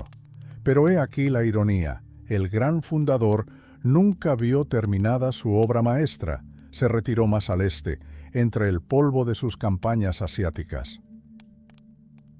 Alejandro regresó a su Alejandría solo 8 años después, no como un conquistador triunfante, sino como un eterno prisionero de la historia. Su cuerpo, depositado en un sarcófago dorado, reposó en el corazón mismo de la ciudad. Alejandría sobrevivió, convirtiéndose en una capital del saber y el comercio, sobreviviendo a imperios y dinastías. Pero ¿qué les esperaba a las demás ciudades cuando el gran rey se desvaneció repentinamente en el olvido? Solo podemos pasar página de este gran drama. Noviembre del 330 a. desde Cristo. Mientras Alejandro avanza a toda velocidad, su ejército se adentra en el gélido infierno del invierno afgano. Imagínense, 500 kilómetros de nieve hasta las rodillas a través de valles que los griegos llamaban el fin del mundo. Al frente se alza el Hindu Kush, una montaña que los antiguos persas creían tan alta que ni siquiera un águila podría sobrevolarla. Picos blancos como la nieve se elevan a 6.000 metros de altura, donde la niebla oscurece el cielo de tal manera que ni siquiera a la luz del día se pueden ver las manos. Aquí los pájaros no vuelan, los animales no corren, solo la blancura muerta y brillante del hielo. Aquí, en medio del frío eterno, Alejandro decidió dejar su huella. Así nació Alejandría del Cáucaso. Era más que una ciudad, era un vasto campamento fortificado para quienes ya no podían luchar. 7.000 veteranos macedonios, miles de mercenarios y residentes locales se vieron confinados en chozas de ladrillo con techos a dos aguas. Para los griegos, fue un verdadero choque cultural. En lugar de las conocidas columnas de mármol, había arcilla y humo escapando por un agujero en el techo. Pero ese era el precio del control sobre esta tierra salvaje. La construcción siguió un plan estricto: murallas, almacenes, suministro de agua. El rey estaba creando un centro militar en la ruta de la India a Persia, que más tarde se convertiría en un centro de arte y comercio. Pero el genio macedonio no conoce descanso. La primavera trae un nuevo impulso a través de las montañas.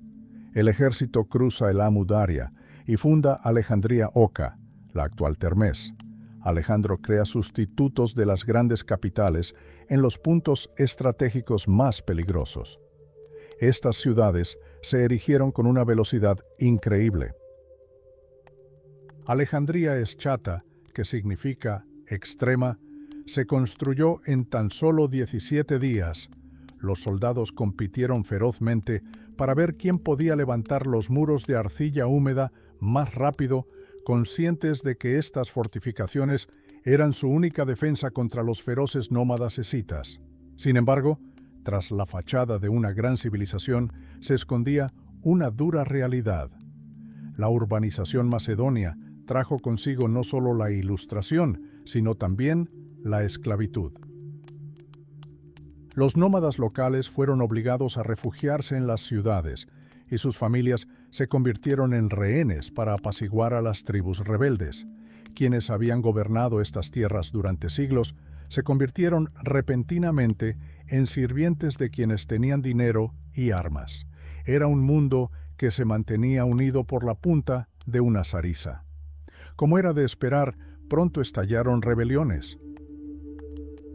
3.000 griegos, atormentados por la nostalgia y el miedo, abandonaron sus puestos e intentaron abrirse paso hacia sus hogares en los Balcanes. Su viaje terminó en una sangrienta masacre. Alejandro se adentró cada vez más en la India, fundando ciudades en honor a su caballo caído, Bucéfalo, e incluso a su amado perro, Perito. Construyó puertos en el delta del Indo y en las costas del Golfo Pérsico, soñando con conectar el mundo mediante una única red comercial. Pero ¿cómo vivía esta gente abandonada a miles de kilómetros de su tierra natal? Para echar raíces en una tierra extranjera, los soldados se casaron con mujeres locales. La gran boda en Susa, donde 10.000 soldados se casaron simultáneamente con mujeres asiáticas, se convirtió en el intento de Alejandro por recomponer un mundo fracturado, pero podría construirse un imperio eterno sobre la coerción y las arenas que ya comenzaban a desaparecer bajo los pies del gran conquistador. 10.000 bodas en Susa era solo una imagen bonita para las crónicas oficiales, una gran maniobra publicitaria para Alejandro. Pero tras esta fachada se escondía una realidad que difícilmente podría calificarse de heroica. Imagínate, eres un griego, abandonado a miles de kilómetros de tu Atenas natal. A tu alrededor hay dioses alienígenas, lenguas incomprensibles y arena infinita. ¿Cómo puedes echar raíces en esta tierra si no te acepta? Olvídense de los discursos pomposos sobre democracia y deber cívico. En las nuevas ciudades, la política fue reemplazada por el puro cálculo. La diosa principal de los colonos era Tique, la diosa de la suerte, la pasión y las ganancias. Mientras los funcionarios reales barajaban pergaminos, los colonos comunes construían su propia economía salvaje. Los mercados alejandrinos no estaban gobernados por filósofos, sino por intermediarios, intérpretes y proxenetas.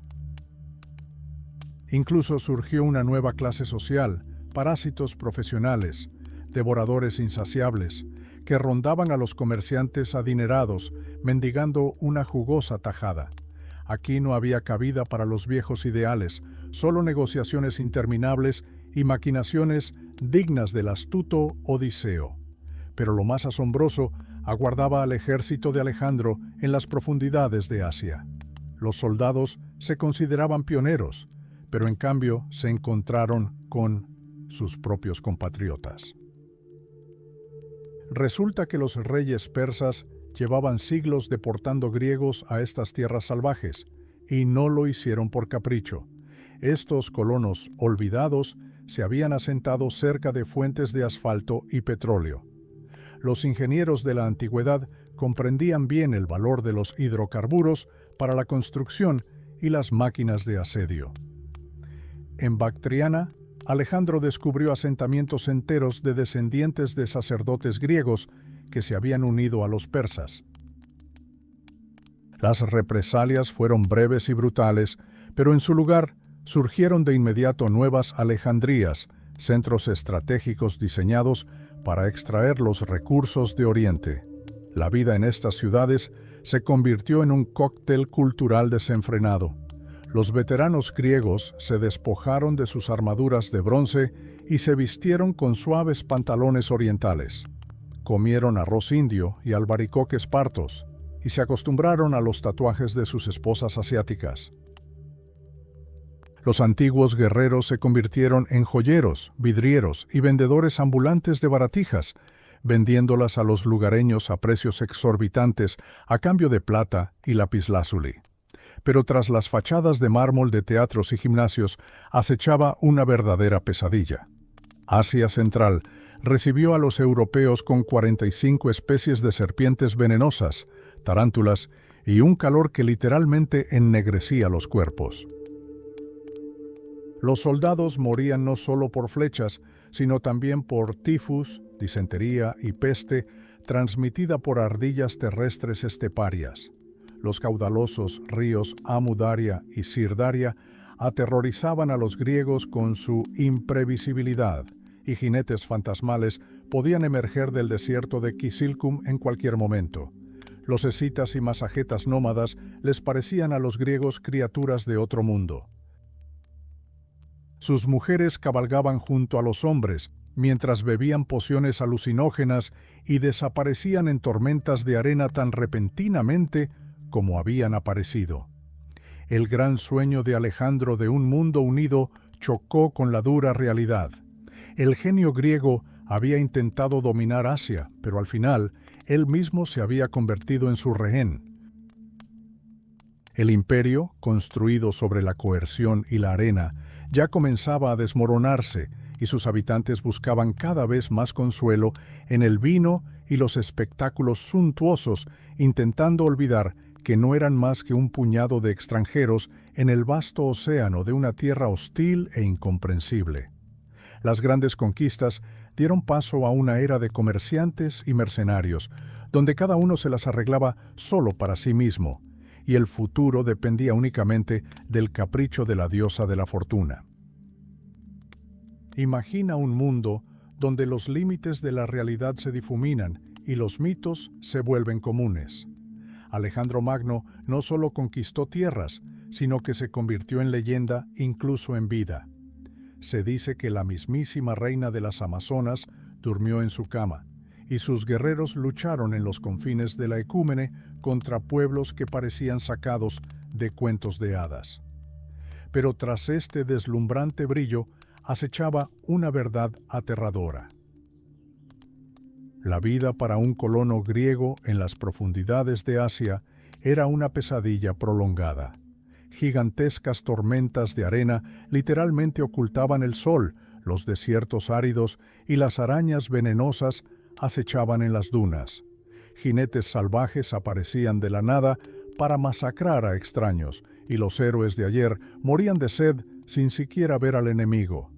Era un océano de tierra hostil donde cada paso podía ser el último. Pero hay un gran misterio en esta campaña, uno que los historiadores suelen preferir silenciar. Estamos acostumbrados a oír hablar de la invencible falange y las brillantes maniobras en tierra, pero ¿qué hay de la marina?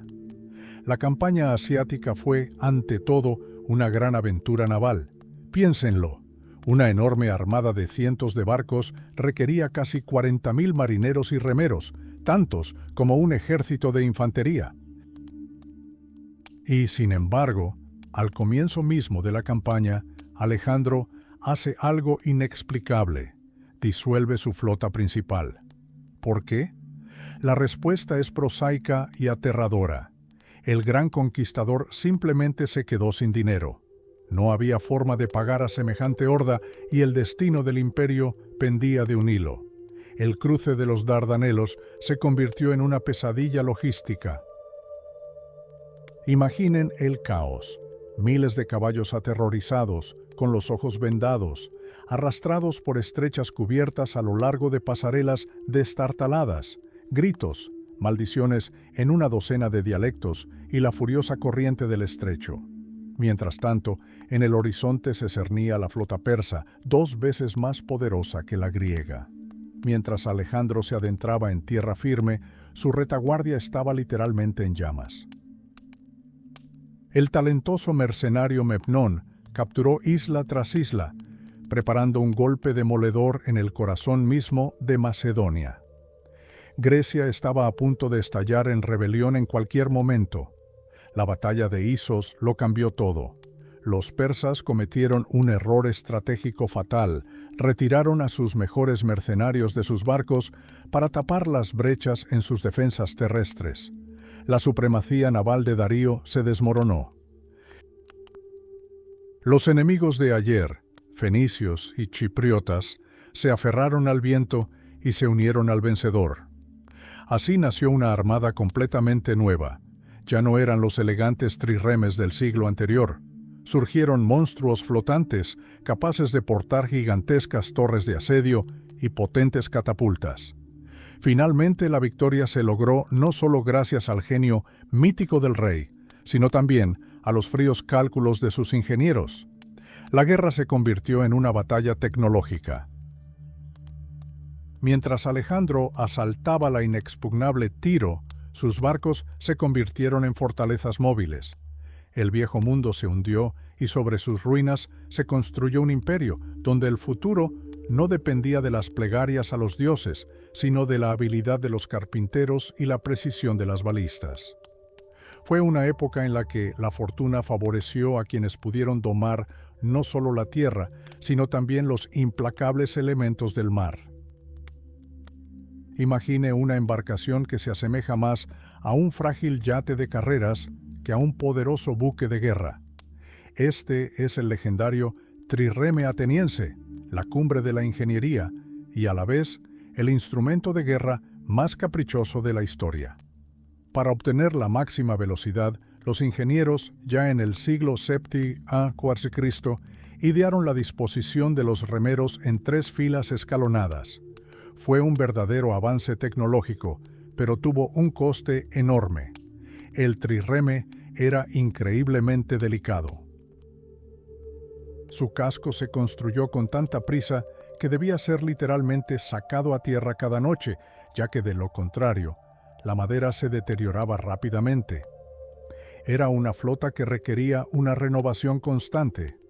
Imaginen la magnitud.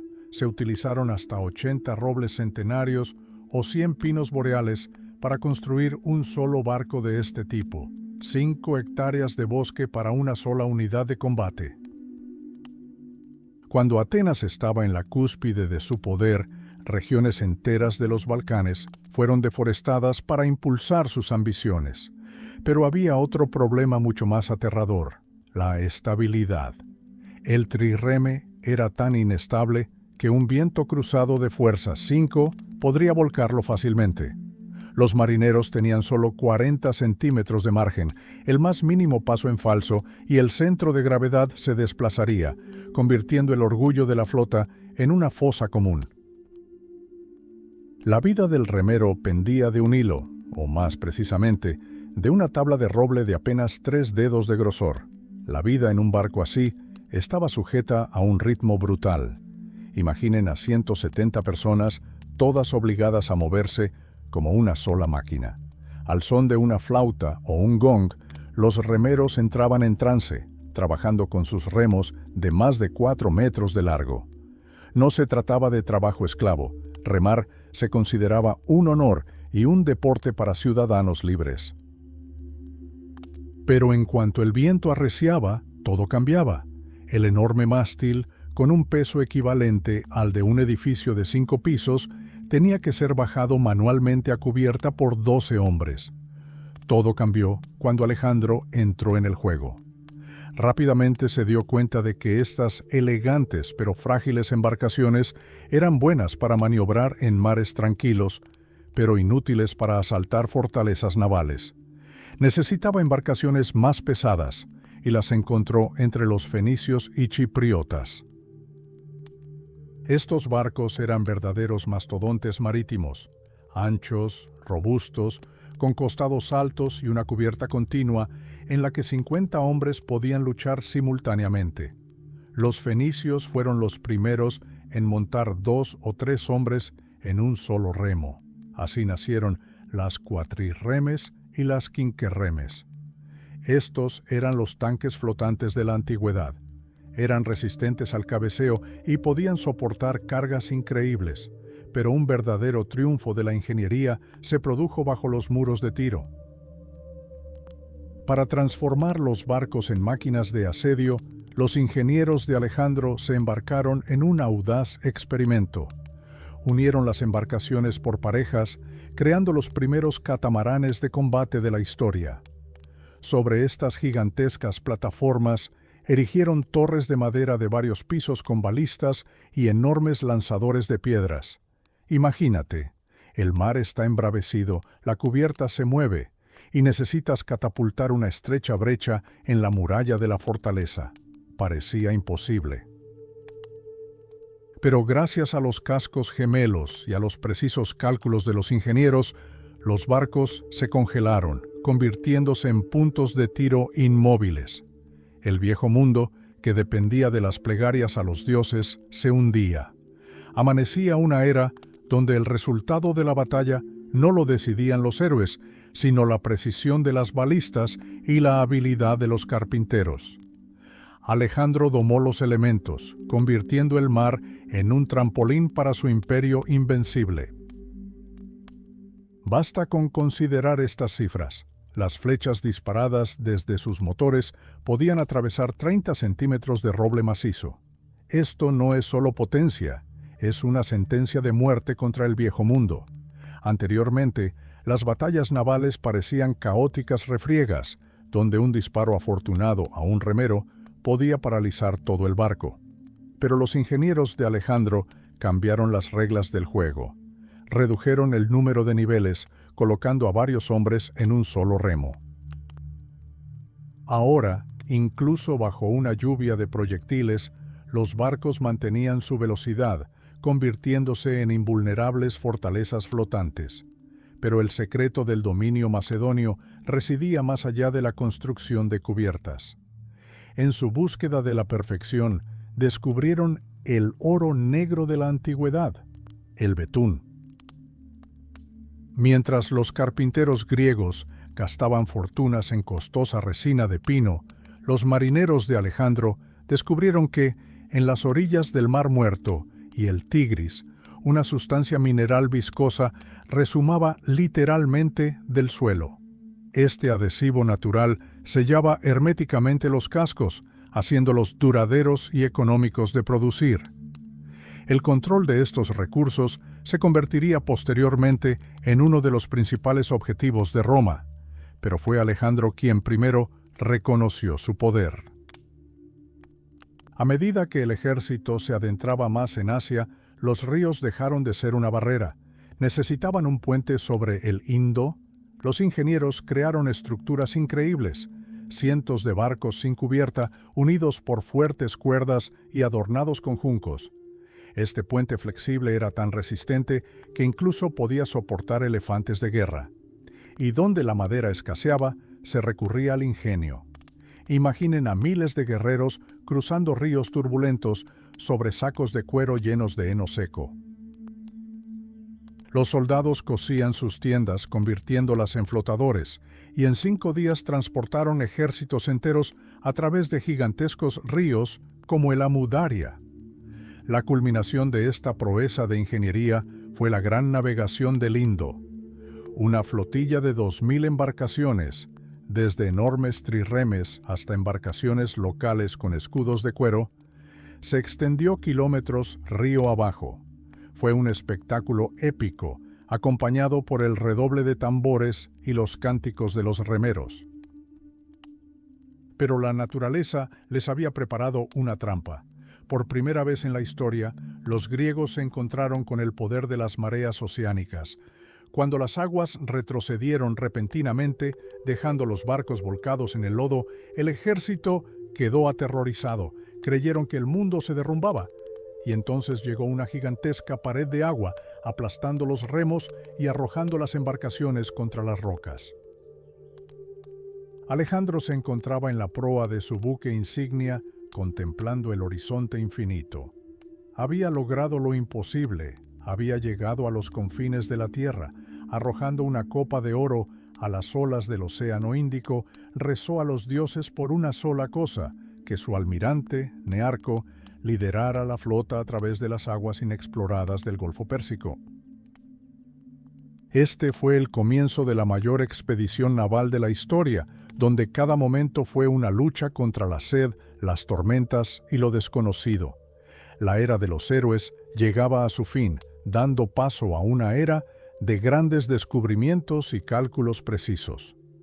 Alejandro observó la partida de la flota, sin saber que su almirante, Nearco, estaba a punto de enfrentarse a las pesadillas vivientes de las leyendas antiguas.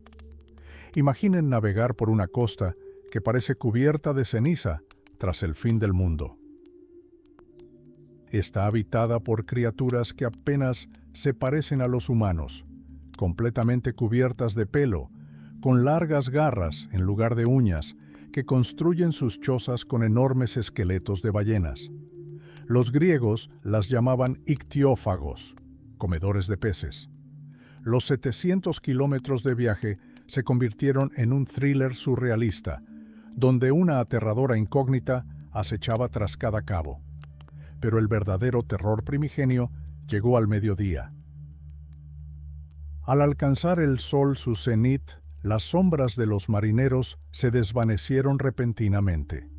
Para la gente de aquella época, esto no era solo un fenómeno físico, significaba solo una cosa: el demonio del mediodía les robaba el alma.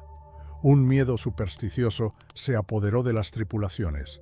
Incluso los veteranos más curtidos, que se habían enfrentado repetidamente a la muerte, entraron en pánico cuando ballenas gigantes emergieron de las profundidades, escupiendo chorros de agua. Para no enloquecer de miedo, los guerreros golpearon frenéticamente sus escudos y tocaron sus trompetas, intentando ahuyentar a los monstruos marinos. Sin embargo, más allá de este horizonte de pesadillas, les aguardaba un verdadero paraíso. El estrecho de Hormuz recibió a la flota exhausta con minas de oro y el dulce aroma de los dátiles. Nearco había logrado lo imposible, había demostrado que existía una ruta marítima directa desde la India hasta el corazón mismo de la civilización, Babilonia. Alejandro, al enterarse de este éxito, se entusiasmó con un nuevo sueño, aún más ambicioso. En su imaginación ya imaginaba una flota de 1000 barcos, lista para circunnavegar Arabia y aplastar a la poderosa Cartago. Quería transformar el mundo entero en una única red comercial, donde el mar Mediterráneo se conectaría con el Océano Índico.